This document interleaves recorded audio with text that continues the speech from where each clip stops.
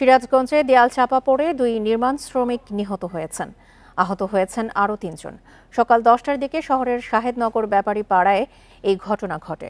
Police জানায়, drain নির্মাণের জন্য খনন কাজ করছিল 5 শ্রমিক। এ সময় পাশের একটি বাড়ির দেয়াল ধসে পড়লে চাপা পড়েন তারা। এই ঈদে জামা জুতো অ্যাক্সেসরিজের ডিসকাউন্ট। স্থানীয়রা তাদের উদ্ধার করে হাসপাতালে নিলে সেখানে মারা যান 2 জন। খবর পেয়ে ফায়ার সার্ভিস কর্মীরা ধসে পড়া দেয়ালটি সরিয়ে নেয়।